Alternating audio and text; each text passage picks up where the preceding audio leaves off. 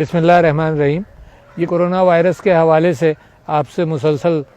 بات چیت ہوتی رہی ہے۔ اس کا حملہ بڑا شدید رہا، مگر یہ کہ جس تیزی سے ہم اس کو بڑھتا دیکھنے کا امکان تھا، جو پرائم منسٹر صاحب نے جن خدشات کا اظہار کیا تھا، اس سے اللہ کے فضل سے تھوڑا سا کم ہے۔ مگر اس کا مطلب یہ نہیں ہے کہ آپ ریلیکس کر جائیں اور آپ جو احتیاطی تدابیر آپ کو کہیں تھیں اس میں کمزوری کریں، کیونکہ میرا خیال یہ ہے کہ یہ پاکستانیوں کی جو تیاری تھی، جو احتیاطی تدابیر اختیار کی تھیں، جو سماجی فاصلوں کے ساتھ ہم نے ایک دوسرے کے ساتھ رابطہ رکھا تھا، یہ اسی کی وجہ سے جو گراف ہے اس کے بڑھنے کا وہ اتنا تیز نہیں ہے۔ لہٰذا میں یہ سمجھتا ہوں کہ یہ تجربے کے اعتبار سے آپ کی کامیابی ہے، اس کو برقرار رکھنا بہت ضروری ہے۔ ریلیکس نہیں ہو۔ مجھے یہ پتہ چلا کچھ خبریں ایسی آئیں کہ لوگوں نے بازاروں کے پاس ویسے ہی رخ کیا جس طرح سے پہلے رکھتے تھے، تو اس میں ایسا نہ کریں،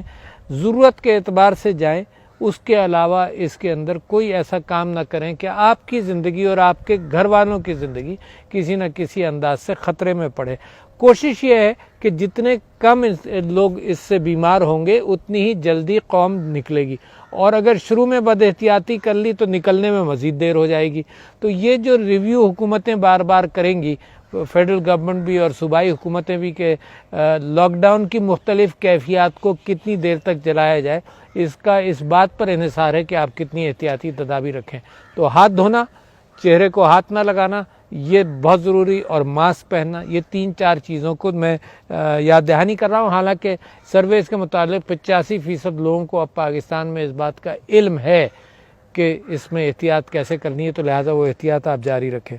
دوسری بات یہ کہ میں اس وقت مبارکباد دینا چاہتا ہوں ہمارے ہیلتھ ورکر جو ہیں، صحت کے جو ہیں، نرسیں ہیں، ڈاکٹر ہیں،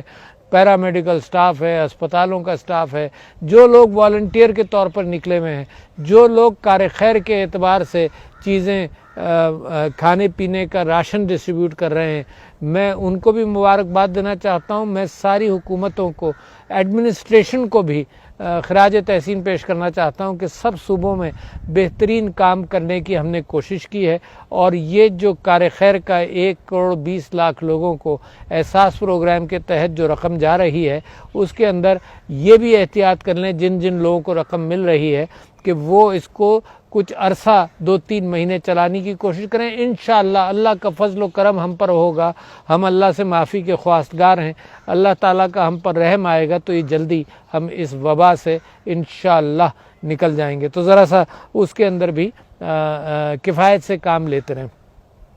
تیسری بات میں یہ کرنا چاہتا ہوں کہ اس بات میں آج کل حکومت ڈسکشن کر رہی ہے کہ وہ دیکھو، پاکستان کی طاقت کیا ہے؟ پاکستان کی طاقت یہ ہے کہ ہم غلہ اپنا خود بناتے ہیں، ہم اپنا جو کھاتے ہیں وہ خود پیدا کر لیتے ہیں۔ تو لہٰذا یہ ضروری ہے کہ اس سیکٹر کے اندر آسانی رکھی جائیں تاکہ لوگ فصلیں کاٹیں، اور ان کا ذخائر جہاں ذخیرہ کرنے کی ضرورت ہے وہاں تک اس کی ٹرانسپورٹ کا نظام ہو۔ تو ایگریکلچر سیکٹر پہ ذرا سی ڈھیل رہنی چاہیے، اور اسی طرح سے پرائم منسٹر صاحب چاہ رہے تھے کہ روزی کے حوالے سے کنسٹرکشن سیکٹر کے اندر بھی تھوڑی سی ڈھیل آنی چاہیے۔ تو میں یہ سمجھتا ہوں یہ ایک بیلنس ہے کہ کتنا بندش کریں اور کتنی ڈھیل دیں کہ بیماری اور وبا پھیلے نہیں، اور یہ بندش کا فیصلہ کب، کتنا، کہاں کیا جائے، اس پر آپ حکومت پر بھروسہ کیجئے۔ علماء نے بھی ایک اچھا مشورہ دیا تھا کہ مساجد کے اندر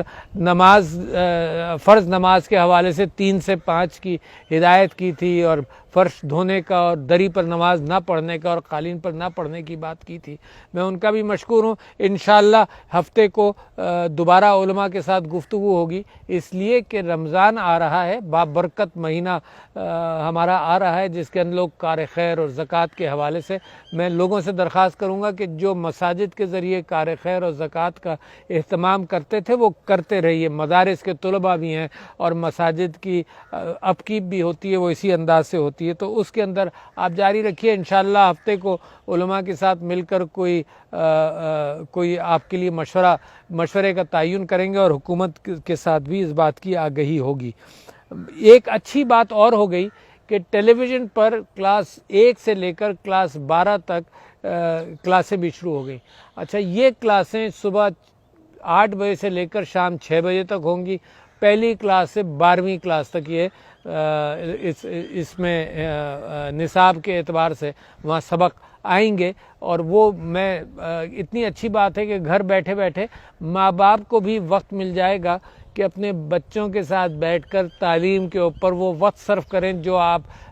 امید کرتے تھے کہ اسکول کے اساتذہ اس بات کو پورا کریں گے۔ تو بڑا اچھا وقت ہے کہ تعلیم کے ساتھ ساتھ تربیت کی بھی مہلت مل گئی، اور انشاءاللہ مجھے قوی امید ہے کہ پاکستان کے اندر جو آپ لوگوں نے کیا ہے، آپ کو مبارکباد دینا چاہتا ہوں، آپ کا شکریہ ادا کرنا چاہتا ہوں کہ آپ کی وجہ سے اس وبا کے حوالے سے مقابلہ ہمارا صحیح جا رہا ہے، اور اللہ تعالیٰ سے معافی کے خواستگار ہیں، دعا کر رہے ہیں کہ یہ جلدی سے اس آفت سے ہمیں نجات مل جائے۔ شکریہ۔